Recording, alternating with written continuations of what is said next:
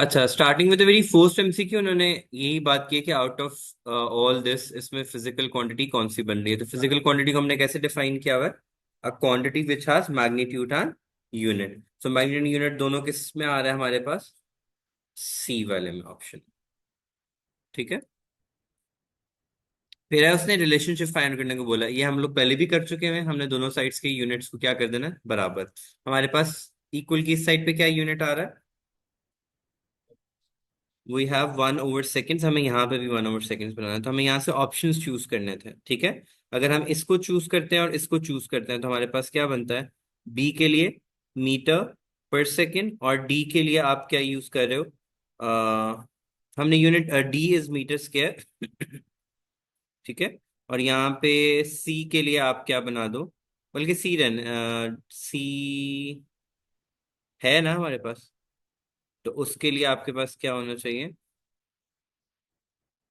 कौन से option choose करेंगे? मीटर्स पर सेकेंड एंड पर सेकेंड। 1/सेकेंड।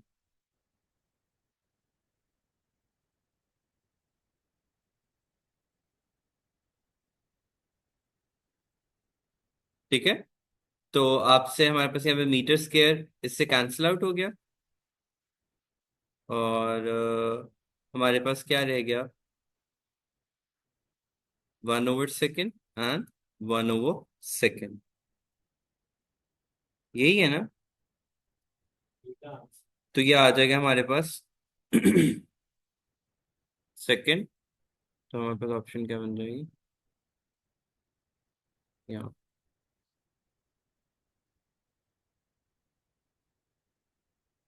देन हमारे पास नेक्स्ट अहमद का फेवरेट क्वेश्चन। इसमें उसने क्या बोला था? हमें area of the cylinder calculate करना है। एरिया का फॉर्मूला क्या होता है? पाई आर स्क्वायर। ठीक है। आर उसने हमें दिया हुआ है, पाई आर एल आएगा, बल्कि सिलेंडर है तो पाई आर एल आएगा हमारे पास। What is the absolute uncertainty? तो हमारे पास pi into R into L कर देंगे। एब्सोल्यूट अनसर्टेनिटी के लिए हम लोग क्या निकालेंगे? क्योंकि मल्टीप्लाई हो रहा है तो हमें उसकी परसेंटेज अनसर्टेनिटी पहले निकालनी पड़ेगी। तो 0.1 divided by 3 plus 0.1 divided by 15 multiply by 100। तो दिस इज गिविंग अस, जल्दी से देखें। आप पायरल का आंसर मुझसे निकालें। अहमद आप इनके आंसर परसेंटेजेस के निकालें, क्या आ रहा है?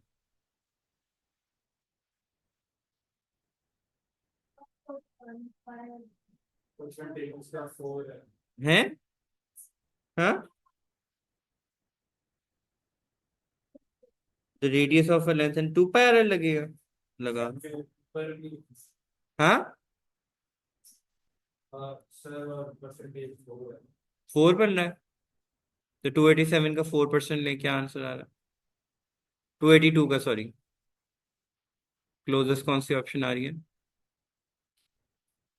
So you getting 282 for this, and इसका आपका क्या है? 4%। तो 282 का 4% ले लिया तो क्या आ गया? 11%, सॉरी 11 पॉइंट समथिंग। तो closest option to this is,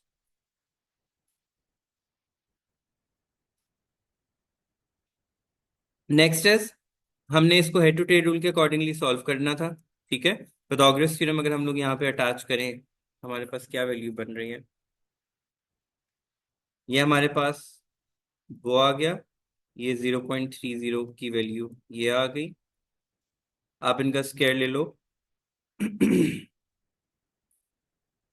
momentum निकालना है ना? एमवीज होंगे, सॉरी। तो 0.40 इंटू 0.20 का स्क्वायर प्लस 0.20 इंटू 0.3 का square.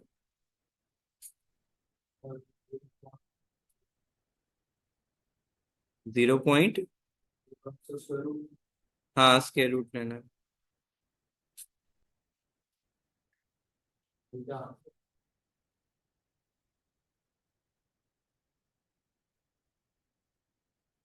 Next is a ball is kicked upward at an angle of 45 degrees to the horizontal ground. A short flight, the ball returns to the ground. It may be assumed that the air resistance included what is never zero during the flight. तो कौन सा factor हमारे पास जो never zero होता है?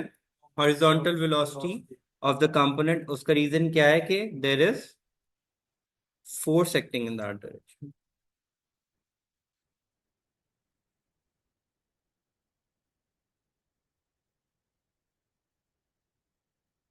इसमें भी there is, because हमारे पास जब मोशन होता है हमारे पास इस डायरेक्शन में हमारे पास कोई भी फोर्स नहीं. The only force that is acting in the force of gravity which is acting in the downward direction. Considering air resistance is negligible, horizontal velocity would never be zero. फिर हमने graph की shape करना था, displacement था, उसको हमने convert करना था एक्सेलरेशन टाइम ग्राफ में. तो हम ये पहले भी कर चुके हैं कि हमारे पास एक्सेलरेशन क्या रहेगी, थ्रू आउट जीरो रहेगी.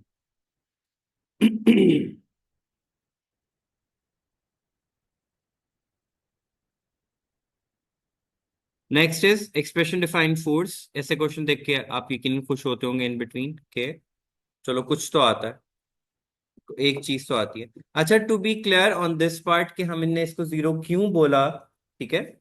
सो हमारे पास ये यहाँ पे उसने एक्सेलरेशन हमसे डिमांड किया हुआ था. डिस्प्लेसमेंट हमारे पास यहाँ पे डिस्प्लेसमेंट है, वो जहां से स्टार्ट हो रही है वहीं पे आ रही है. टोटल डिस्प्लेसमेंट क्या रह रही है, जीरो. ठीक है, क्योंकि डिस्प्लेसमेंट का ये मानना है, डिस्प्लेसमेंट के केस में हम लोग ये बात डिस्कस करते हैं कि it's a vector quantity. So if you're starting from a position and are ending at the same point, this means कि आपका overall displacement क्या रहेगा, जीरो, जिसकी बेसिस पे एक्सेलरेशन क्या रहेगा, जीरो. आप यूं कर सकते हैं, वो जो 2as या s is equal to we I T plus half A T square वाली इक्वेशन भी अगर आप करते हैं, ठीक है, या 2as वाली भी करते हैं, दोनों केसेस में आपके पास s को जीरो पुट करने पे एक्सेलरेशन भी क्या आ जाएगा, जीरो आ जाएगा. देन नेक्स्ट क्वेश्चन था हमारे पास, उन्होंने हमसे पूछा, अच्छा ये हो गया हमारे पास, फोर्स किस में बनता है इसके अंदर, विथ विच क्वांटिटीज है. हम्म.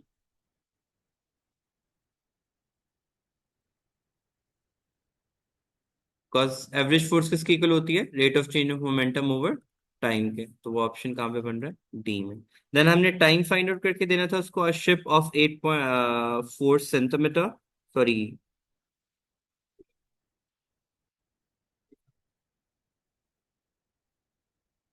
मैथ्स उसने आपको दिया हुआ है, वेलोसिटी दी हुई है, फोर्स दिया हुआ है. अभी जो ऊपर फॉर्मूला यूज किया अगर आप उसी को ही लगा दें तो भी आपका आंसर आ जाएगा.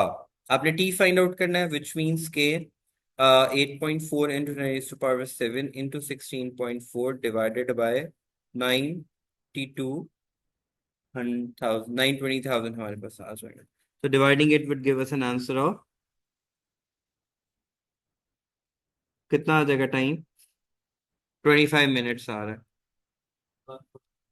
डिवाइड बाय 60 कर दें उसको, ठीक है. देन ऑब्जेक्ट फॉलिंग उसने बोला हुआ है that velocity time graph of four objects are shown which graph show represent an object falling from rest through a long distance in the earth atmosphere. तो हमने हमने किसको ढूंढना था, टर्मिनल वेलोसिटी को ढूंढना था, बिकॉज अर्थ एटमॉस्फेयर के अंदर air resistance is present. So we have to look for a graph जहाँ पे टर्मिनल वेलोसिटी जो है वो शो हो रही है. तो वो किस ऑप्शन में आना था हमारे पास, ऑप्शन नंबर डी के अंदर. फिर हमारे पास नेक्स्ट जो था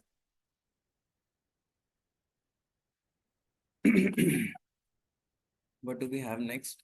अच्छा, what which statement about Kulayyan is correct, ठीक है. So kinetic energy is in conserved in all Kulayyan, no, kinetic energy is only conserved in elastic Kulayyan, ठीक है. Momentum is only conserved in elastic Kulayyan. हमने बात किया कि total हमेशा क्या रहता है, कंजर्व ही रहता है. तो ये भी गलत हो गया. The relative speed of approach is equal to relative speed of separation for perfectly elastic Kulayyan. Somehow it's close, but let's see next option क्या है, उसके बाद इसको फाइनलाइज करते हैं. एंड लास्ट में हमारे पास क्या है, when two objects of different masses collide they exert force of different magnitude on each other. तो हमें पता है कि जब डिफरेंट masses के ऑब्जेक्ट आपस में कोलाइड करेंगे तो magnitude of force is always equal and opposite in direction हमने पढ़ी according to Newton's third law, leaving us with only one option which is option number C. Because Newton's first law हमें क्या बताता है, for every action there is an equal and opposite reaction, और वो equation उसको जो है वो निगेट करिए। यहाँ पे हमने सिंपली टॉर्क का फॉर्मूला लगाना था। We have to look for the values कि कहाँ पे टॉर्क जो है वो मैनेजेबल हो रहा है। हमारे पास डेटा में गिवन है, एक 40 न्यूटन की फोर्स गिवन है, ठीक है। उसका परपेंडिकुलर डिस्टेंस क्या बन रहा है, 2.3, और एक 40 न्यूटन ये बन रहा है, उसका परपेंडिकुलर डिस्टेंस जो है हमारे पास, अब ये इक्वल एंड ऑपोजिट डायरेक्शन बन रही है 40 न्यूटन्स की, और सेम पॉइंट के ऊपर लग रही है, तो रिजल्टेंट फोर्स क्या होनी चाहिए थी, 0। तो ए एंड सी ऑप्शन में से हम लोगों ने जाना था। बाकी हमने मूवमेंट देखना था, तो मूवमेंट हमारे पास किस में बन रहा है, कपल के अंदर, हम कपल बन रहा है बेसिकली यहाँ पे। तो 40 इंटू आपने क्या करना था, 4.6, तो 40 इंटू 4.6 का आंसर क्या आता है हमारे पास, 180। हमेशा याद रखिएगा, कपल के केस में हम, क्योंकि फोर्सेस हमेशा बराबर होती हैं और पिवट से डिस्टेंस भी बराबर होता है, तो हम one force to other force का डिस्टेंस जो है वो कंसिडर करते हैं यहाँ पे, ठीक है। तो 40 से लेके नेक्स्ट 40 तक का डिस्टेंस 4.6 बन रहा था, तो 40 इंटू 4.6 किया तो क्या आंसर आया, 180। सर मैंने तो ऐसे किया था 2.3 टू 40 मल्टीप्लाई कर दिया। वही बात हो गई, मतलब आप उसको ऐड कर दो या 2 से मल्टीप्लाई कर दो, या दोनों के मोमेंटम्स निकाल के ऐड कर दो, तो भी एक ही बात बनती है।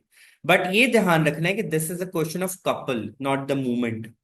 वहां पे मिस्टेक के चांसेस ज्यादा होते हैं कि if you are able to identify कि व्हाट कपल इज द कौन सा फिनोमेना होता है जिसमें इक्वल एंड ऑपोजिट डायरेक्शन में फोर्सेस लग रही होती हैं, इनको क्या कहते हैं, like and unlike parallel forces, ठीक है। तो ये unlike parallel, like parallel forces होंगी, अनलाइक पैरेलल फोर्सेस होंगी, unlike parallel forces because they are acting in the opposite direction, magnitude same है, बस ऑपोजिट डायरेक्शन, लाइक होता है मैग्नीट्यूड एंड डायरेक्शन सेम होना। नेक्स्ट हमारे पास ये आ गया था, यहाँ पे हमें आइडेंटिफाई करना था किसके अंदर जो है वो फोर्स सबसे ज्यादा लग रही है।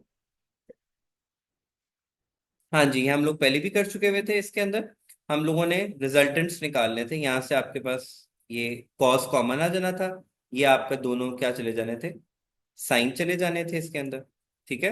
Why do we think it's a cos, cause it's making an angle theta with the vector, ठीक है।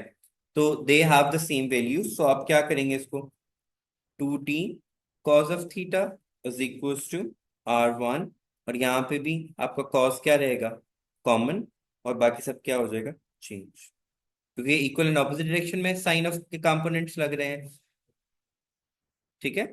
सो 2t cos ऑफ थीटा 2, अब वी नो दैट कि theta is only maximum, cos of theta is only maximum is equal to 0, 190, ठीक है।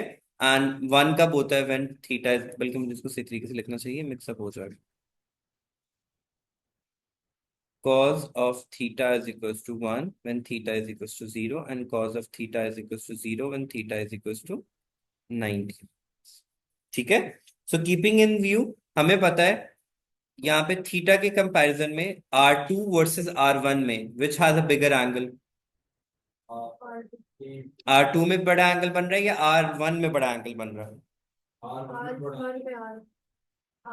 R1 में बिगर angle बन रहा है, और हमने ये देखा कि when it approaches to this factor, bigger angles पे कॉस की वैल्यूज क्या होती हैं, डिक्रीज होती हैं, स्मॉलर पे क्या होती हैं, इंक्रीज करती हैं हमारे पास। According to that we could clearly see कि theta 1 is greater than theta 2, which means cos theta 1 would be smaller than cos theta 2 हमारे पास, ठीक है। सो इन इन इन दैट कॉन्टेक्स्ट हमारे पास जो है आर की वैल्यूज उसने हमें वैसे ही बता दिया है कि वो सेम है, क्योंकि जो पिक्चर का वेट है वो तो सेम ही रहेगा दोनों केसेस के अंदर, ठीक है। R1 और R2 की वैल्यूज हमारे पास वैसे भी सेम है। टेंशन किस में ज्यादा होगी हमारे पास, T1 वर्सेस T2 में। ये सारे पैरामीटर्स हमने ध्यान में रखते हुए कौन सी ऑप्शन बनती है, theta 1 is greater than theta 2 and R1 is R2। I let me show you, उन्होंने यहाँ पे बात किया हुआ है। आप वैसे अगर विजुअली भी देखें, सो यू कुड सी के जो आपका R1 है का मैग्नीट्यूड एंड R2 का मैग्नीट्यूड इज सेम, क्योंकि जो उसकी लेंथ है वो क्या इंडिकेट करती है वेक्टर्स के अंदर, उसके मैग्नीट्यूड को इंडिकेट। ठीक है। तो बहुत सारे पैरामीटर्स थे इसके अंदर। हाँ। लेकिन कुछ बच्चों ने सिर्फ रट्टे के बेसिस पे जवाब दिया है, क्वेश्चन देखते ही B option. Then what is the center of gravity of an object? The point where whole of the weight or mass of the body is concentrated. या अगर हम लोग वेट के रिस्पेक्ट जाते हैं, weight is a vector quantity, तो vector sum हमारे पास उस पॉइंट पे कंसंट्रेटेड होता है, तो हमने उसकी बेसिस पे उसके ऑप्शन को देखना था। सो विच ऑप्शन इज दैट? ये हमारे पास आ गया। नेक्स्ट पावर का क्वेश्चन था, उसने कहा है आउटपुट पावर कैलकुलेट करनी है। एफिशिएंसी उसने आपको दिया हुआ था, आउटपुट ओवर इनपुट का फॉर्मूला होता है 74% इंटू आपने, उसने वो वेस्ट दिया हुआ था उसने यहाँ पे। ठीक है, हमें थोड़ा लंबा काम यहाँ पे करना पड़ना है। उसने हमें कैलकुलेट करने को क्या बोला है?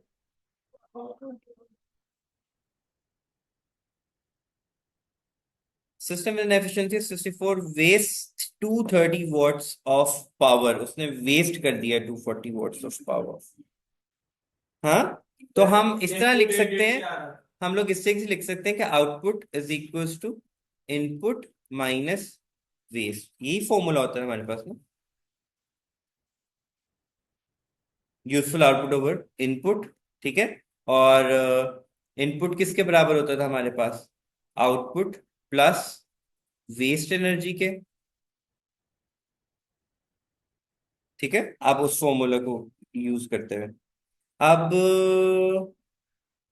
ये जो आपने फॉर्मूला लिखा है वो output over input minus waste को इक्वल रख दें 74%। हाँ, उस इज इक्वल 74%। अच्छा जी, 74/100 आ जाएगा यहाँ से हमारे पास। और हमारे पास वैल्यू यहाँ पे गिवन नहीं है। ओवर, रीअरेंज करो उसको, क्या बनेगा? इन माई माइंड,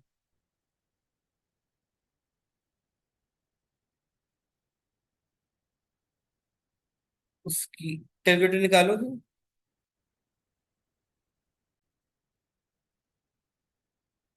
तो हमने बेसिक रूल्स यूज किए जो हमने ओ लेवल में पढ़े थे कि इनपुट इक्वल होता है वेस्ट आउटपुट प्लस वेस्ट के। तो आउटपुट किसके इक्वल आ गया? इनपुट माइनस वेस्ट के। एफिशिएंसी का formula useful output over input, output की जगह पे input minus waste divided by input, cross multiply किया, रीअरेंज किया। क्रॉस मल्टीप्लाई करेंगे तो यहाँ से ये से मल्टीप्लाई हो जाएगा, तो 100x और 230 into 100 74x। x according to one of the student हमने इनपुट को कंसिडर किया। आप इनपुट भी रहने दें तो भी कोई फर्क नहीं पड़ेगा आपके पास, आपने दोनों को वेरिएबल ही कंसिडर करना है ना वहाँ पे, और तो कोई फर्क नहीं पड़ेगा पास, तो खास उसके अंदर। अच्छा जी, what do we have next is projectile of mass 0.25 is at a height of 30 meters above horizontal ground and traveling at a speed of 15। इसमें हमें उसने मास दिया हुआ है, उसने हमें हाइट दिया हुआ है, उसने हमें स्पीड दिया हुआ है, उसने हमें अनदर हाइट दिया हुआ है, अनदर स्पीड दिया हुआ है, उसने हमें work done against friction find करने को बोला है। तो हम चेंज ऑफ काइनेटिक एनर्जी की इक्वल उसको पुट कर देंगे, बिकॉज हमें पता है वर्क डन किसकी इक्वल होता है?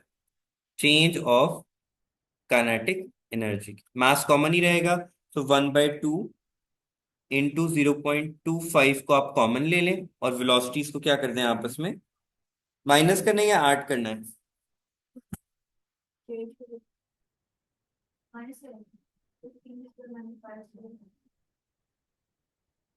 Five square minus square. Plus ही होंगे, बिकॉज डाउनवर्ड आ रही है ना। उसका ठीक है, उसको बताओ। लॉजिक भी तो होनी चाहिए यार। हाँ इजीएट है ना, क्या हाइट भी तो यूज करते हैं। हम वेलोसिटीज को अगर सिंपली वेलोसिटीज लें तो क्या आएगा?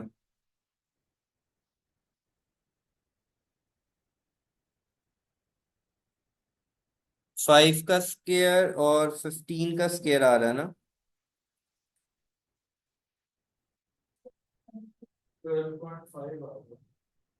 आपने ये किया 15 -5 किया फिर उसका होल स्क्वायर लिया है, ऐसे नहीं है। 15 का स्क्वायर और 5 का स्क्वायर लो, अगेंस्ट वो हमने करना है ना, फाइंड आउट अगेंस्ट वो। वैसे नॉर्मल फॉर्मूला क्या होता है हमारे पास? mgh is equal to 1/2 mv square plus fd, fd होता है, ठीक है। mgh के लिए हमारे पास हाइट डिफरेंस भी निकल आएगा, वो 5 आ जाएगा, 0.25। अच्छा ये वाला भी पूरा लगा के देख लेते हैं। 5 यहाँ से आ गया। काइनेटिक एनर्जी हमारे पास जो है उसमें क्या आ जाएगा, 0.25 इंटू वेलोसिटीज का स्क्वायर,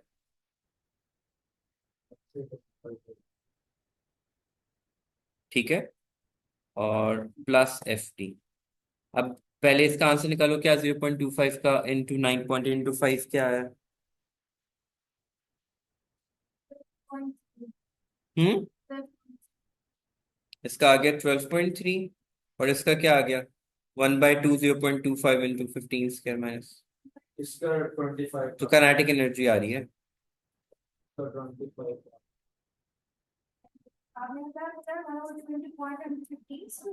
15 स्क्वायर माइनस 5 स्क्वायर, 25।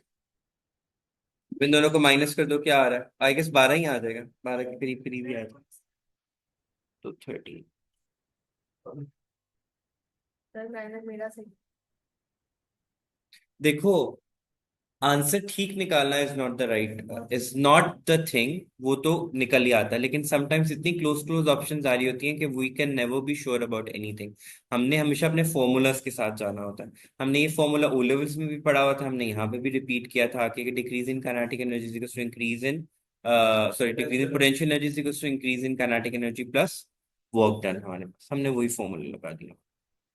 अच्छा, तो इसका आंसर आ रहा था पूरे का, इसका इसका आ रहा था 25 और इसका आया 12.3, तो हमने इन दोनों को माइनस कर दिया, तो हमारे पास आंसर आ गया।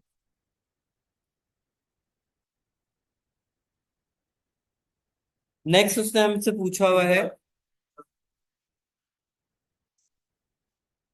a student estimates the maximum speed of some moving objects, कालों की स्पीड ज्यादा होती है which maximum speed is not reasonable estimate. B काले metre Racing car 9,000 centimeter per second, which means हाँ दो 90 zeros, तो 90 meter per second is possible. Snail 0.01 kilometers per, तो ये भी अच्छा ओलंपिक्स में। तो तूने तीनों के नीचे बेस क्वांटिटीज में कौन सी बन रही है? सेकंड टाइम, सॉरी, वो तो यूनिट है, टाइम।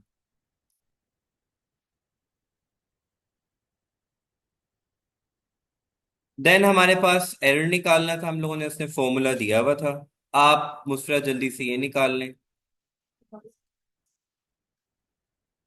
आंसर में मेरा भी डेट। इसका वो तो देते हैं, बन क्या रहा है?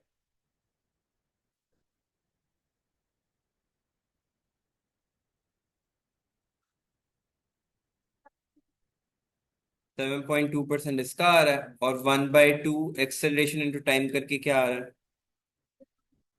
पहले तो हमें डिस्प्लेसमेंट निकालनी पड़नी है ना, हमें निकालना क्या, एक्सेलरेशन?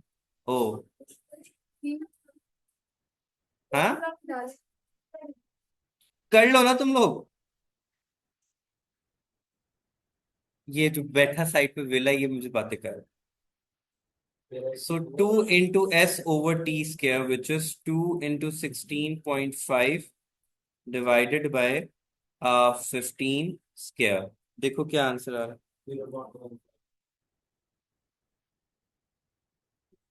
इसका। 7.2% लो तो क्या बनेगा? हाँ, तो 14 बन जाएगा, नहीं?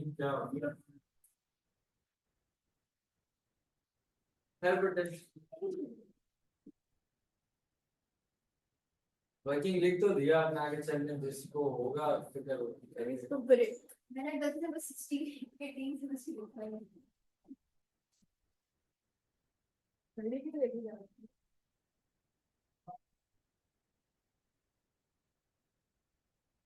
ऑप्शन टिक करा दिया, आंसर निकलानी है। परसेंट।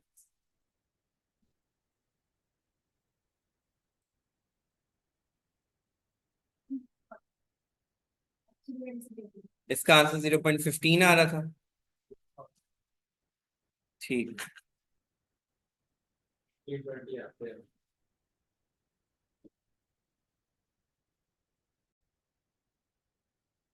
अच्छा, तो अब इसके अंदर हम लोगों ने जो है लेंथ के, एक तो उसने कांस्टेंट स्पीड से बात बोली हुई है, विच मींस हमारे पास पहले हम इसको वेट को कन्वर्ट कर लें ऑपोजिट फैक्टर्स के अंदर। ये W cos ऑफ थीटा हो जाएगा, ये W साइन ऑफ थीटा हो जाएगा। W sine of theta and R in the same direction, which means इनका सम हो जाना है इज इक्वल्स टू T। और L और W cos of theta are in the opposite direction, तो ये कैंसिल आउट कर देंगे, तो रिजल्टेंट फोर्स क्या हो जाएगा? जीरो। तो this option is given us right in front of us, which is option number A. Then definition उन्होंने पूछी हुई थी, डेफिनेशन हमारे पास क्या थी? What is the definition of acceleration? The rate of change of velocity is known as acceleration. Projectile का question आया था। प्रोजेक्टाइल के क्वेश्चन में उसने हमसे डिमांड किया हुआ है कि the acceleration of free fall of the moon is 1.62 meters per second. What is the speed of the ball 9 seconds after being thrown? ठीक है। सो डाटा हमारे पास दिया हुआ है, हॉरिजॉन्टल वेलोसिटी दी हुई है which is 4 metre per second, and vertical हमें फाइंड आउट करनी है। v is equals to u plus A T का फॉर्मूला लगाएंगे सबसे पहले to find out the factors that we have given। okay, acceleration उसने हमें दिया हुआ है। so v vertical के लिए initial velocity 8 प्लस ऊपर जा रहा है तो -9.8, सॉरी -9.8 नहीं करेंगे, 1.62 करेंगे, क्योंकि उसने हमें वो डाटा दिया। 1.62 with a negative sign into time which is 9 seconds। so यहाँ से v vertical का आंसर आ जाएगा 6.58। अब वेलोसिटी किसकी इक्वल होती है? हॉरिजॉन्टल प्लस वर्टिकल के स्क्वायर की। ठीक है। हॉरिजॉन्टल की वैल्यू हमारे पास कितना था? 4 का स्क्वायर, और वर्टिकल का कितना निकला?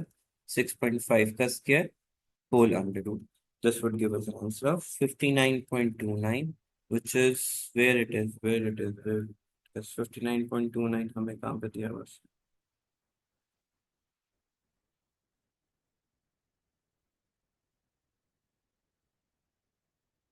बल्कि sorry, we got the answer here, 9 seconds after throwing।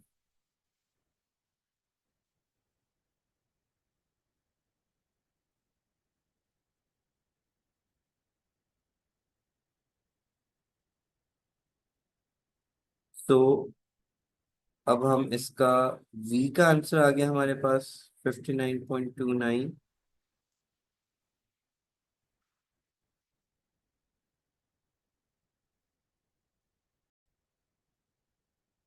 अच्छा, तो इसका अंडर रूट लेंगे हम लोग। So 59 under root would give us an answer of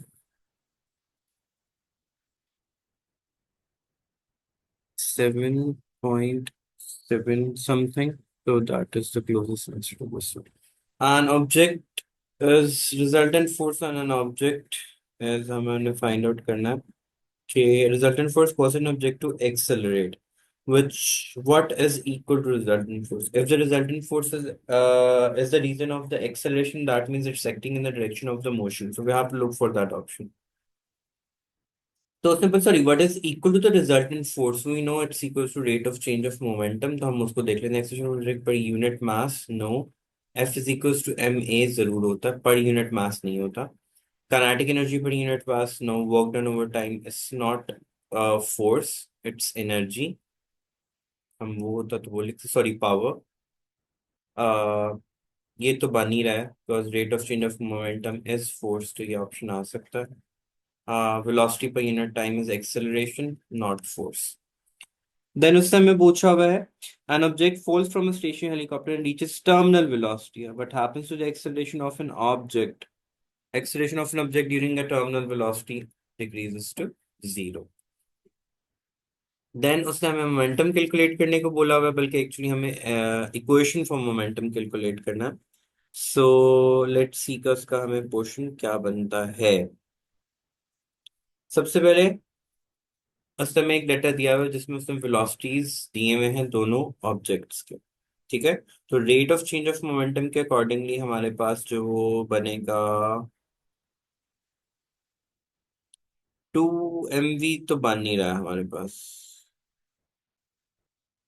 अगर हम initial m1 u1 plus m2 u2 is equals to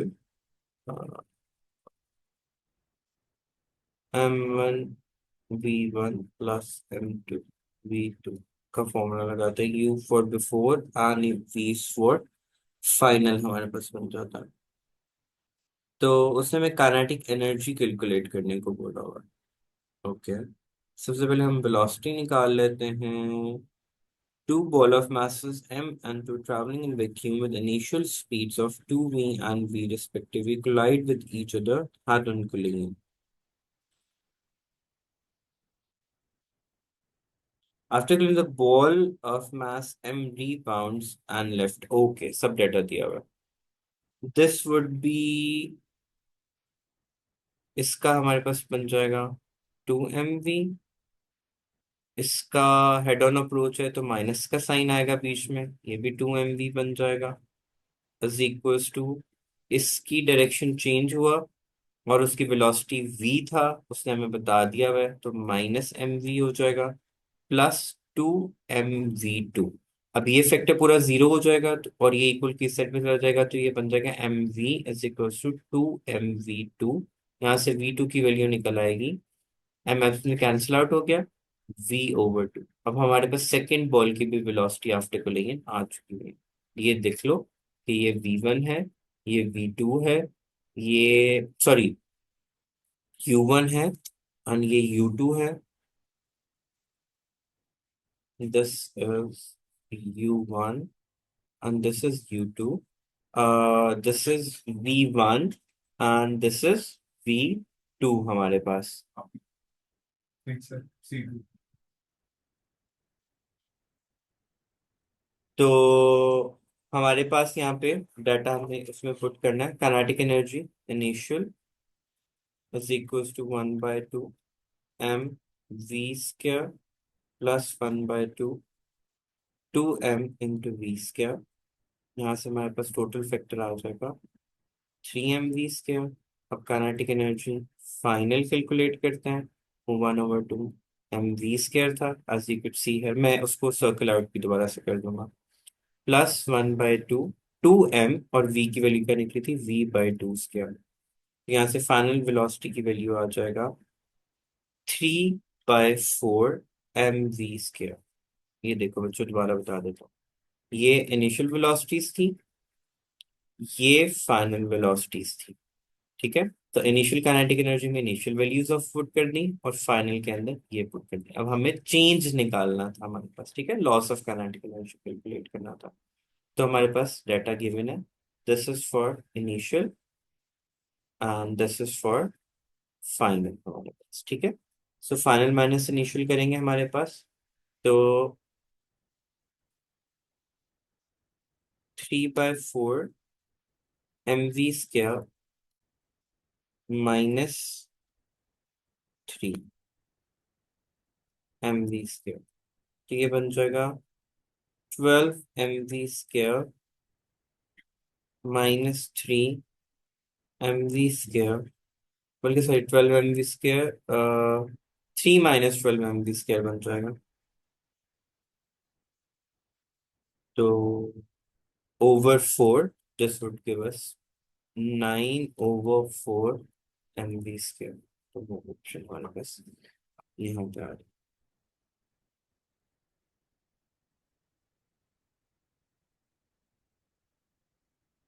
okay. Then हमारे पास है मूवमेंट का क्वेश्चन. मूवमेंट में से क्या, what is the movement of force about the pivot P. Pivot हमारे पास कहाँ पे है, एंगल उससे हमें दिया हुआ है. मोमेंट का फॉर्मूला क्या होता है? F cross D. एफ का मोमेंट क्या बन रहा है? F cos of theta into D. F cos 45 का आंसर आता है 1/√2। तो ये बन जाएगा f/√2 इंटू डी। तो ये ऑप्शन कहाँ पे बन रहा है? ये देखो ना, इसका ये कॉस का कंपोनेंट बन जाएगा, ये साइन का कंपोनेंट। तो वर्ड हम हमेशा मोमेंट आर्म के लिए कौन सा लेते हैं? Which is perpendicular. तो F cos of theta is perpendicular to this moment, इस वजह से ये आ जाएगा। देन उसने हमें एक और क्वेश्चन दिया हुआ है इक्वल एंड ऑपोजिट मोमेंट का। तो इसमें हमारे पास क्या बनता है? हमने अभी अभी ऊपर भी किया था, कपल के लिए हमेशा हम डिस्टेंस डी लेते हैं यहाँ पे। तो डिस्टेंस डी यहाँ पे कौन सा बनेगा हमारे पास? F into D, option number C. This was couple not movement. मैंने पहले भी आप लोगों को बहुत दफा रिमाइंडर्स दिए हैं इन चीजों के ऊपर। देन हमारे पास कॉस का था। अब अगेन हमारे पास ये कौन सा बन जाएगा? बॉल। ये हमारे पास टी कॉस 30 बन जाएगा। ये दिस इज टी साइन 30। हमें क्या निकालना है? What is the force on the ball air flow? अच्छा जी, इक्वेशन लिखते हैं। उससे हमें ball spin by light swing में वेट 0.15 न्यूटन दिया हुआ है।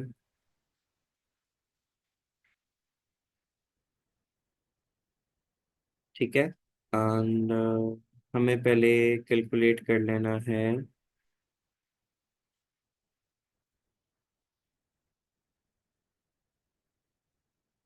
the deflection of the string from vertical is 30, the ball is in equilibrium। equilibrium है which means upward and downward force equal होगा। यानी t cos of theta and weight आपस में equal होगा, which means हमारे पास फैक्टर्स क्या क्या बनेंगे?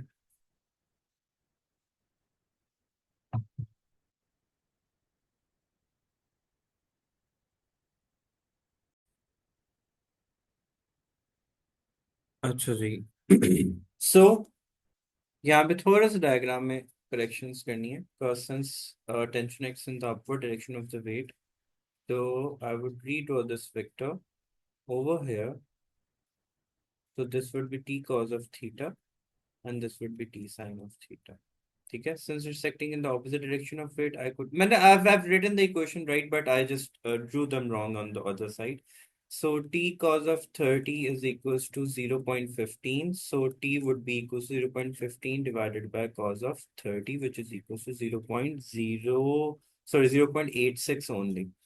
अब हमने करना है t sine of 30 is equals to 0.17।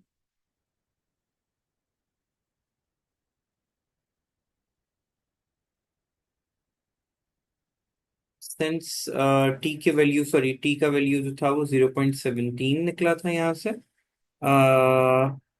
After putting ये टी कॉस की 30, so टी की वैल्यू यहाँ से 0.17 आ गया था। Forgot to write that. So T sine of 30 is equals to air flow लिख देंगे हम लोग, because it's in the direction of that. So 0.17 into sine of 30, this would give us 0.086 हमारे पास। तो since they were acting in equal and opposite direction, तो minus आ जाएगा। एंड जीरो की इक्वल पुट करेंगे तो हमारे पास जो है फाइनल आंसर बन गया 0.087। फिर इलेक्ट्रिक बेट्रा, सॉरी बैटरी थी यहाँ पे। तो हम लोगों को इक्वेशन ड्राइव करना था for that as well. How much energy is use from the battery when the car travels at a constant speed? Energy calculate हम लोगों ने करना है and we have the data here. So we would go for the equation which is energy किसकी equal होता है? F into D के equal होता है। एंड हमें एफ सबसे पहले देखना है is equals to E over D. ठीक है। आ, यहाँ से हम लोग एक और इक्वेशन भी ड्राइव कर सकते हैं। Total resistive force acting on the car is proportional to we square which is, resistive force को हम रिप्रेजेंट कर देते हैं वी स्क्वायर से। तो यहाँ से E over D proportional to we square आ जाएगा। E का वैल्यू उसने हमें कितना दिया हुआ है, सॉरी वो हमें फाइंड आउट करना है। वेयर एज डिस्प्लेसमेंट उसने क्या दिया हुआ है, 80 किलोमीटर्स यहाँ पे, ठीक है। और V का वैल्यू उसने हमें कितना दिया हुआ है, 70 का स्क्वायर एक, और यस, इसके अलावा तो कोई स्पीड और कुछ और डाटा नहीं दिया हुआ ना। No we have another one, ठीक है। तो यहाँ से हमारे पास, यहाँ पे चलते हैं। सो एक फैक्टर आ जाएगा हमारे पास, for 80 is proportional to 60 square,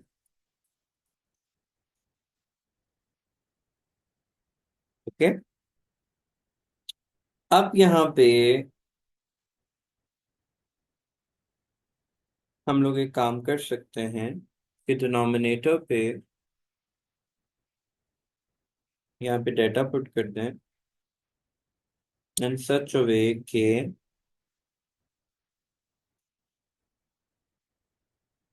ई का हमें रेशियो निकालना है, विद रिस्पेक्ट टू ई निकालना है, ठीक है।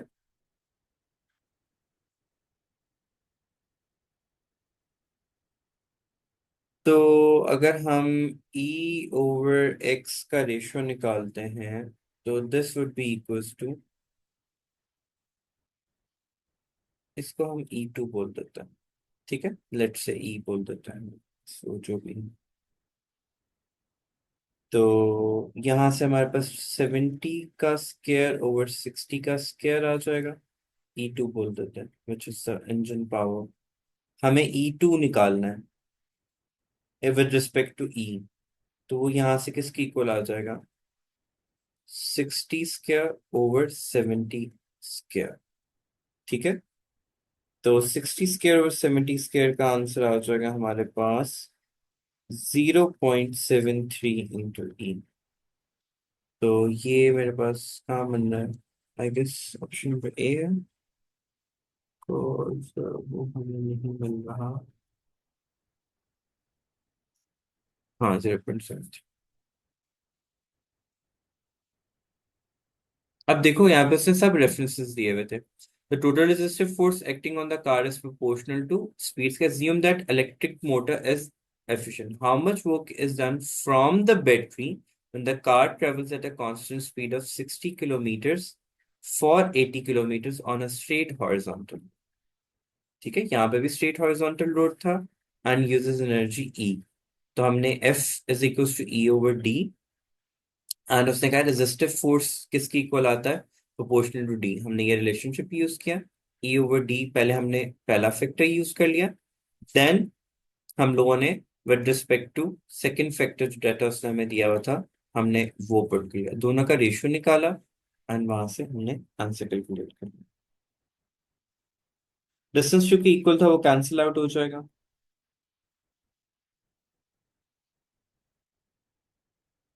एक्चुअली वो मैंने यहाँ पे डायरेक्ट ये लिख दिया, ठीक है।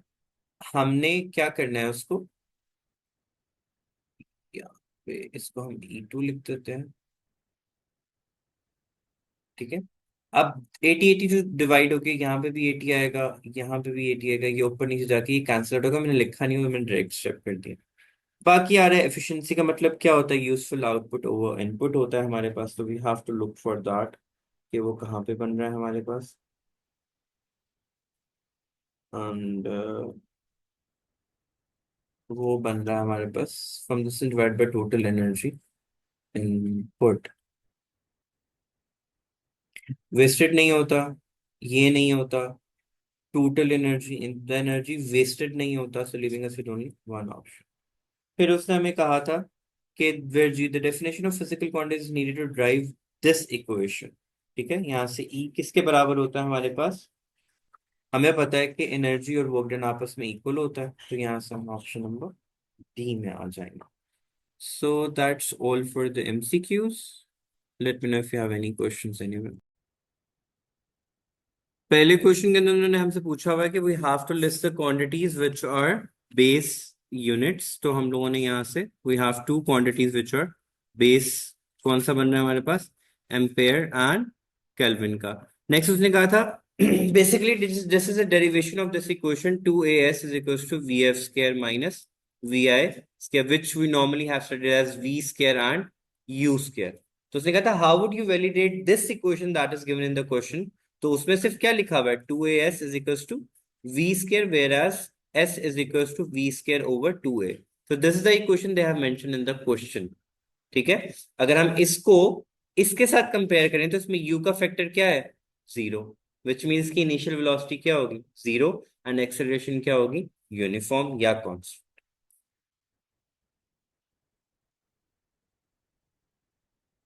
आई repeat, this is the equation of motion that we have studied. ठीक है, इसको रीअरेंज किया इन टर्म्स ऑफ डिस्प्लेसमेंट। ठीक है, हमने यू के फैक्टर को यहाँ पे नहीं मेंशन आउट किया हुआ विच मींस दैट वाज 0, तभी हमने उसको मेंशन आउट नहीं किया। हमने कंडीशंस पूछी थी कि how can you validate this equation. तो पहला पॉइंट क्या आ गया कि इनिशियल वेलोसिटी 0। सेकंड, उसने हमें खुद ही बता दिया हुआ था कि it's going in a horizontal straight line which means उसकी एक्सीलरेशन क्या होने वाली है? कांस्टेंट।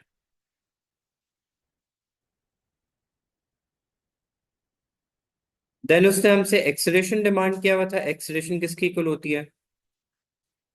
v ओवर t के इक्वल होता है। हमें क्या कैलकुलेट करना था? नहीं, हमारे पास यही वाला फॉर्मूला हमने ये यूज करना है विच इज गिवन है। Let's not get into that. तो a किसके इक्वल आ जाएगा? v square which is 2.75 over 2 into s which is 3.89 and that was 0.97 meters per second square। Then उसने परसेंटेज अनसर्टेनिटी कैलकुलेट करने को बोली हुई थी। हमें पता है v का स्क्वायर है विच मीन सबसे पहले हम उसको कैलकुलेट करेंगे। वही same basic formula 0.5 and please don't get stuck. 0.5 divided by 3.89 plus 0.8। Sorry, मैंने परसेंटेज ऑलरेडी दिए हैं। Sorry sorry sorry, the percentage were already given. We don't have to calculate anything, बस हमने इनको ऐड कर देना। 0.5% प्लस 0.8 इंटू 2 बिकॉज v का क्या था? स्क्वायर था। तो यहां से क्या आ जाना था? 2.1%। अब हम फाइनल रीडिंग में क्या करते हैं? 0.97 का 2.1% ले लेना था हम लोगों ने। उसने आंसर हमें क्या दिया? 0.02 मीटर्स पर सेकेंड। देन क्वेश्चन था हमें cross sectional area of the wire find out करना था। According to the formula of Young's modulus, we have stress over strain. From here, we have force per unit area into original length over change in length. Data हमने question के अंदर देखना था। उसने हमें क्या दिया? सर ब्लॉक कागज का वेट कितना है? 1.4 Newton's. During this time wire has a strain, उसने हमें पूरी की पूरा दिया विच इज 0.02।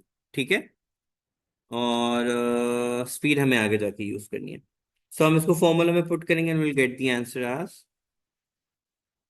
हमने उसका आंसर आ जाएगा हमारे पास 1.4 which is force into 10⁴ divided by 2 point Young's modulus भी उसने हमें दिया हुआ है। ठीक है, तो फुल फॉर्मूला क्या बनेगा? Young's modulus is equals to stress over strain.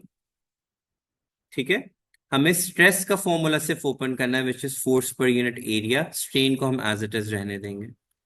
ठीक है, एरिया को हम यहां पे ले जाएंगे। इट वुड बिकम फोर्स पर यंग्स मॉडुलस इनटू स्ट्रेन। वो डाटा मैं वहां पे लिख रहा हूं। तो उसकी वैल्यू थी हमारे पास 2.2 इंटू 10⁻11 इंटू 0.0012। तो यहां से आ जाना था 5.3 इंटू 10⁻⁻5 मीटर स्क्वायर। देन हमें हाइट फाइंड आउट करना था। हाइट हम लोग स्पीड इंटू डिस्टेंस को टाइम को मल्टीप्लाई करके निकाल सकते हैं हमारे पास। तो स्पीड उसने हमें कितनी दी हुई है, 0.64। S is equal to v t का फॉर्मूला होता है, दोज ऑफ यू जो इसमें भी शक्ल बना के बैठे हुए कि समझ ही नहीं आ रहा कि क्या हो रहा है, 0.64 into 0.49 and let me show you the data as well। यहाँ पे हमें दिया 0.64 हमारे पास यहाँ पे स्पीड गिवन है, एंड टाइम उसने हमें कहाँ दिया हुआ है,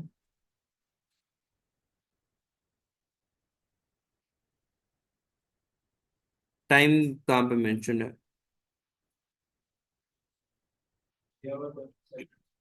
ये दिया हुआ। मैं मुझे नजर नहीं आ रहा था। This is the time, this is the velocity, this is the strain, this is the Young's modulus, this is the force। एक ही दफा लिख लेते हैं क्योंकि आगे जाके उसमें दोबारा यूज होना है। तो यहाँ से हमारे पास स्पीड आ गई, विच वॉज सॉरी डिस्टेंस आ गया विच वॉज 0.3136, और फिर आगे एम जी एच का simple formula.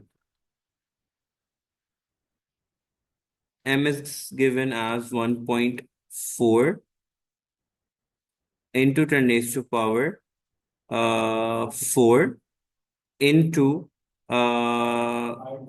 0.3138, 4.4 into 10 raised to power 3।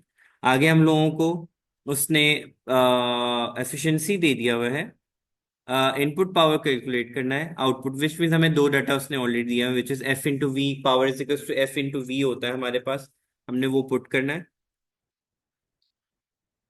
क्योंकि यहां से देखो ना उसने हमारे लिए आसान कर दिया कि मोस्टली कंफ्यूजन होती है कि हमारे पास डाटा है किस चीज का गिवन, ठीक है। यहाँ पे उसने हमें पहले ही बता दिया है कि the data that you have in your question is for the output one. So F की value 1.4 again into 10 raise to power 4 into 0.65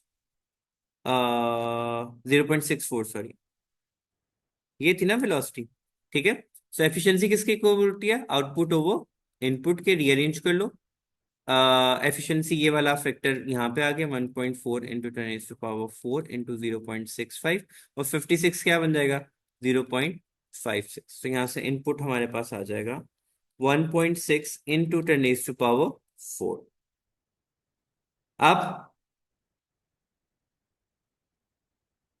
हम लोगों को क्या कैलकुलेट करना था, टेंशन कैलकुलेट करनी थी। हम लोग सबसे पहले एक मास कैलकुलेट करेंगे। मास की वैल्यू क्या होती है हमारे पास, W ओवर जी। W से हमें 1.4 इंटू नेक्स्ट पावर 4 दिया हुआ था डिवाइडेड बाय 9.8। यहाँ से मास हमारे पास आ गया 1427। अब रिजल्टेंट फोर्स कैलकुलेट करनी थी, F is equal to M a होता है हमारे पास, ठीक है।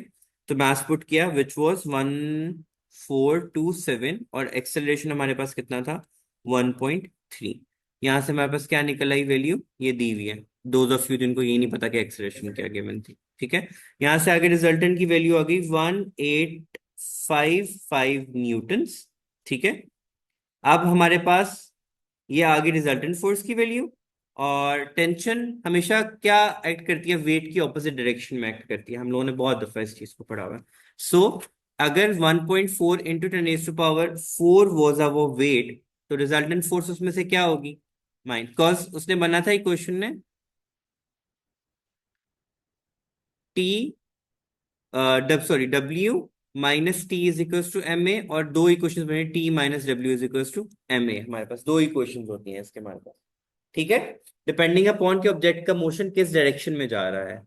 अब हमारे पास वेट और रिजल्टेंट फोर्स जो है आपस में क्या हो जाएगा, माइनस रिजल्टेंट फोर्स कितना निकला था 1855, तो it would be 1.2 into 10 to the power 4। Let me take you ऊपर, क्वेश्चन में देखिए ऑब्जेक्ट कहाँ मूव कर रहा है, अपवर्ड डायरेक्शन में, ठीक है। वेट कहाँ एक्ट कर रहा है, डाउनवर्ड, ठीक है। तो वो नीचे आ गया, रिजल्टेंट फोर्स, ऑब्जेक्ट हमेशा किस डायरेक्शन में मूव करता है, जिस डायरेक्शन में रिजल्टेंट फोर्स लग रही होती है। ये चीज हम लोगों ने ओ लेवल्स में पढ़ी है। समटाइम्स फॉर्मूलाज की बजाय लॉजिक्स की तरफ हम लोगों ने जाना होता है। Now weight is in acting in the downward direction, resultant force हमारी की वैल्यू क्या आई 1855, जिसमें कोई सेकंड ओपिनियन नहीं है कि समझ में नहीं आया वो वाला फैक्टर तो कुछ है भी नहीं ना। अब since it's moving in the upward direction which is it is going in the opposite direction of weight, ठीक है, अपवर्ड फोर्स इज बिगर, तो आपने वेट में से उस फोर्स को क्या कर देना है, माइनस कर देना है, हमारे पास टेंशन आ जाएगा। हाँ जी। फिर ऐड करें वो नहीं हुआ। नहीं, क्योंकि अपवर्ड फोर्स को आप क्यों उसमें ऐड करो, अपवर्ड फोर्स जो उसने एरो शो किया वो रिजल्टेंट फोर्स का, अपवर्ड फोर्स का नहीं है। नहीं, tension is the force that acts in the opposite direction of weight, ये जो एरो हेड उसने शो किया ना that is the resultant force, not the tension वाला फोर्स। टेंशन नॉर्मली तो लगती ही ऊपर की डायरेक्शन में है हमारे पास, ऊपर नहीं ही बात करते हैं हम लोग, हम बस ये कहते हैं कि वेट के ऑपोजिट डायरेक्शन में लग रही होती है नॉर्मली, जहां पे वो लग रहा होता। देन हमने यहाँ पे वो फैक्टर ऐड करना था। The base of the block is at level x y and g at time t, यहाँ से यहाँ मैंने आप लोगों से बता तो दिया था कि अप टिल टी तक आपका क्या जाना था, टी वाई तक लीनियर जाना था, एंड देन उसने क्या हो जाना था, ऐसे डिक्रीजिंग अप टिल जी, क्योंकि हमने वैल्यूज उसमें ऐड नहीं करनी थी तो हमें वो कुछ भी चल सकता था। सर कर नहीं है। कब आनी थी वो, थोड़ा थोड़ा वो मैंने बता तो दिया था कि डिक्रीजिंग कर्व आना है, बस y तक लीनियर जाना है, क्योंकि वहां से वो उसके वो इन बिटवीन दैट पॉइंट्स वो है, ये अभी भी वैसे ही बना है, बस समझो कर्व है। मैं लिख देता हूँ यहाँ पे डिक्रीजिंग ग्रेडियंट। जब लाइंस बनानी होती है ना तो जरूर कोई ना कोई मसला आना होता है। आई वो clear about that question now. Okay, state two conditions of equilibrium, we know equilibrium की कंडीशंस क्या होती हैं, resultant force is zero and resultant torque is equal to zero. Then tension हमें फाइंड आउट करना था, तो हम लोग बात उसकी कर चुके हुए हैं कि इसके साथ हमारे पास क्या आ जाना था, 17 cos of 40 equals to 13, या 17 sin of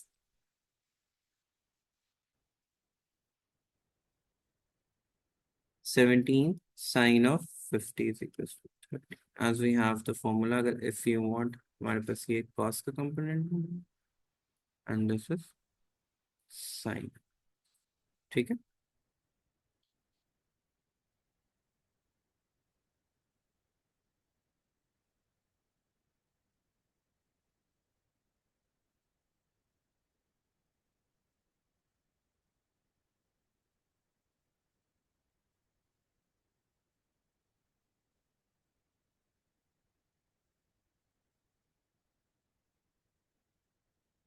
ये cos 40 हो जाना था,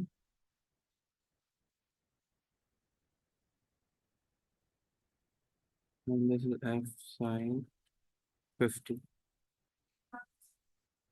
क्यों,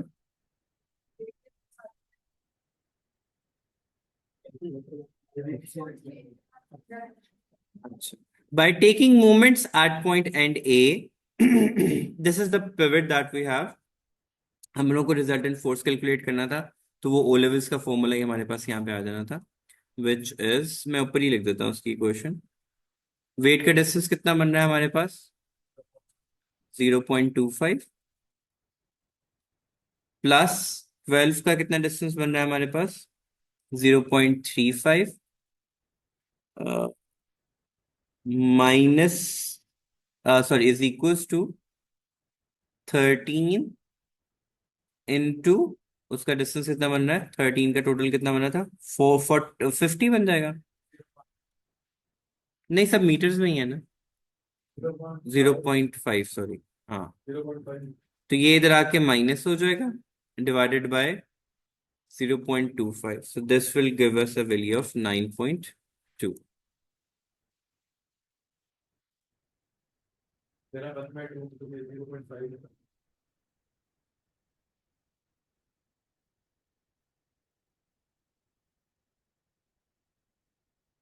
देन उससे क्या, कैलकुलेट द मैग्नीट्यूड ऑफ, वो जो सेम में लग रही थी उनको ऐड होना, जो ऑपोजिट में लग रही थी उन्होंने सब्ट्रैक्ट हो जाना। सो 9.2 प्लस 12, सो सेम में लग रही थी, minus 13, this would give us 8 newtons, and it would obviously decrease momentum के अंदर calculate x, kinetic energy calculate कर 1/2 mv² का फॉर्मूला लगा देंगे। 1/2 mv² is equals to mv। ये कैंसिल आउट हो गया एंड नहीं, हमें पहले पहले मास निकालना है, मास ही निकालना है। m × v करेंगे, मोमेंटम उससे कितना दिया हुआ है हमें? 0.37। x has an initial momentum मेरा 0.37। वैसे एक और चीज भी है, मैंने आप लोगों को काइनेटिक एनर्जी और मोमेंटम का भी रिलेशनशिप बताया हुआ था कि kinetic energy is equals to p²/2m के बराबर होता है। ठीक है, आप ये रिलेशनशिप भी यूज कर सकते हो, तो हम वही डायरेक्टली यूज कर लेते हैं। तो simply we will go with this one. Kinetic energy की वैल्यू इज कितनी दी हुई है? 0.3 0.3 कहाँ दी हुई है? लिखा हुआ है part।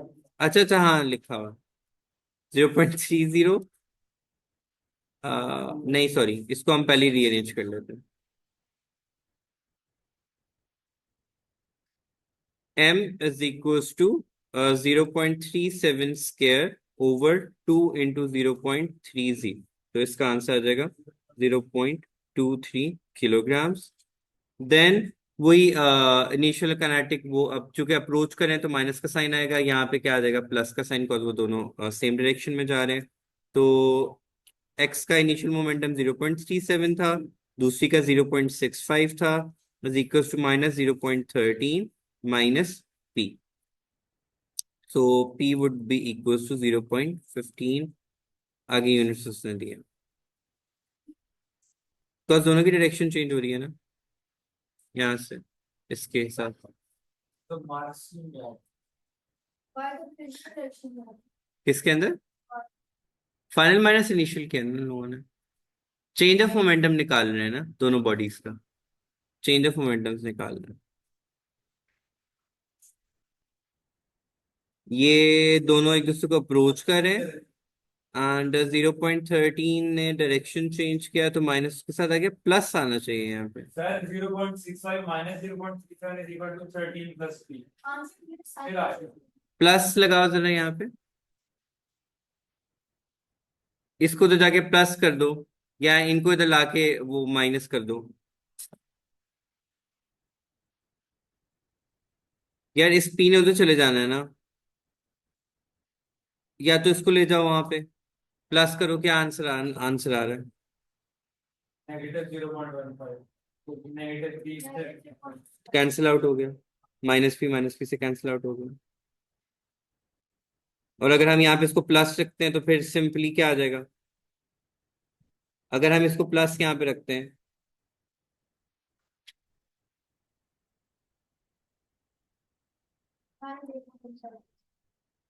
और नेगेटिव साइन से हम लोग वहां पे वो लिखने की हमें जरूरत है, वो सिर्फ चेंज ऑफ डायरेक्शन को शो कर रहा हो। टाइम का फॉर्मूला हमारे पास क्या होता है? सॉरी, एवरेज फोर्स किसकी इक्वल होती है? Change of momentum over time के। तो मोमेंट फोर्स, सॉरी मोमेंटम कितना निकला था? 0 पॉइंट किसके, वाई को उसने बोला है सिर्फ, तो हम लोग उसका ही सिर्फ लिखेंगे 0.65 माइनस 0.15 ओवर फोर्स की वैल्यू उसने कितनी दी हुई है? 7.7। तो टाइम क्या निकल आएगा? 0.065। चेंज ऑफ मोमेंटम होता है ना फाइनल माइनस इनिशियल। ये वो कंजर्वेशन ऑफ मोमेंटम का फॉर्मूला नहीं है। Was that our last question? आगे था। अच्छा जी, अब ये कौन किसी क्वेश्चन का डेरिवेशन है? S is equals to we I T plus half A T square. Again ये वाला फैक्टर जीरो पुट हुआ, ठीक है। तो इनिशियल वेलोसिटी क्या हो जाएगा? Velocity zero, and acceleration again क्या होगा? कांस्टेंट। देन उससे हमसे क्या पूछा हुआ था कि compare qualitative acceleration of the car at t equals to 8 and at t equals to 14. So clearly हम देख सकते हैं कि magnitude, in terms of magnitude क्या है, ये मोर स्टीप है, ये लेस स्टीप है हमारे पास, ठीक है। सो मैग्नीट्यूड की उसने बात की थी, magnitude at 14 is greater than at t equals to 8 seconds. Similarly इनकी डायरेक्शंस ऑपोजिट है, तो हम बस वही लिख देंगे कि ये एक अपवर्ड जा रहा है और एक डाउनवर्ड जा रहा है। So direction at 8 is t equals to 8 second is opposite to t equals to 14 seconds। हमें एक्सेलरेशन को फाइंड आउट करना था। This is the last question.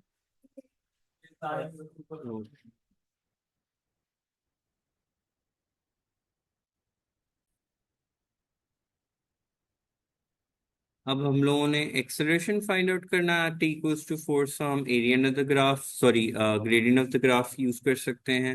Eight 4 seconds पे हमने फाइंड आउट करना है। So this section we are going to take into account the values that we have here is y2 minus y1 over x2 minus x1। तो आ जाएगी value 20 plus 10 over 4।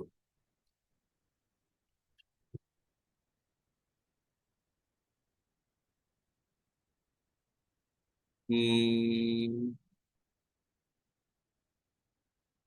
10 बल्कि हम लोग use कर लेते हैं over 4। Sorry, I accidentally road.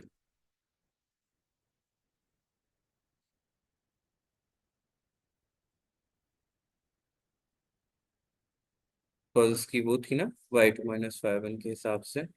तो 0 plus 10 हो जाएगा, 10 ओवर 4 वुड गिव अस 2.5।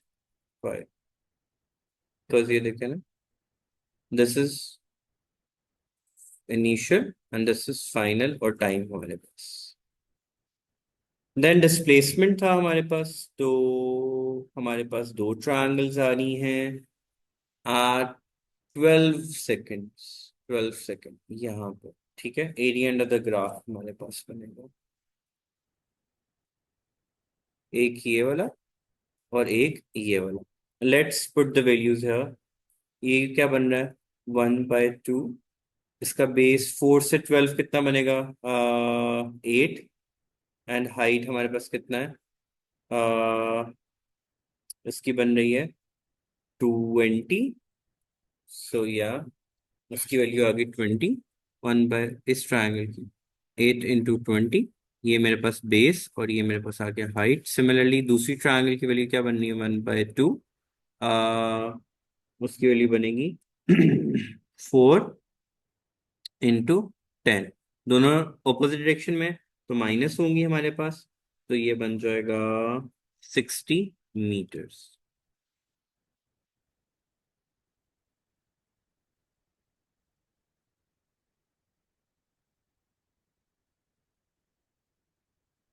तो यहाँ पे आ जाएगा 60 metres. Then momentum find out करना है। इनिशियल मोमेंटम इसका 0 है एंड इसका mass is this and velocity उसने नहीं दी हुई, आफ्टर कूलिंग उसकी वेलोसिटी दिए हुए हैं। अच्छा जी, calculate the component of final momentum of ball y perpendicular to PQ। We could see the angle right in front of us। तो हम लोग क्या कर देंगे 0.25 into 3.7 into sine of 27। This would give an answer 0.4 meter seconds।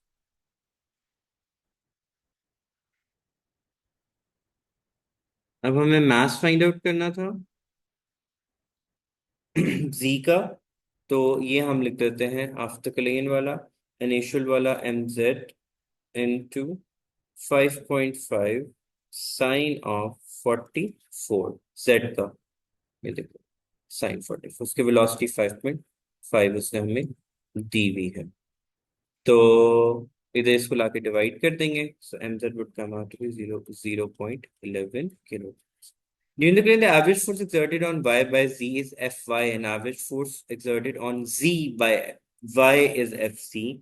Compare the magnitude and directions of Fy and Fz. Numerical values are not important.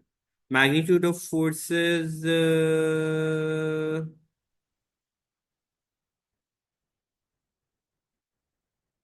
Fy and Fz. A ball y along a efficient surface in collided ball is listed in the above. Ball y has a mass of 0.25 and इनका mass कितना निकला 0.11. Actually reaction are equal in magnitude but opposite in direction. So magnitudes हमारे पास equal होंगे, directions हमारे पास क्या होंगी, opposite होंगी, according to Newton's third law. Then हमें speed calculate करना था, तो they are approaching each other. So ये वाले sections are approaching each other, तो 4 plus 6 is equals to 2 uh, along the original paths, तो plus v ही हो जाएगा. तो 8 minus 2 is 6 volts meter per sorry, v हमें कैलकुलेट करना है ना, तो 2 minus 6 minus 4 and minus 8 हो जाएगा, 8 velocity हो जाएगा. Okay, that's it for today.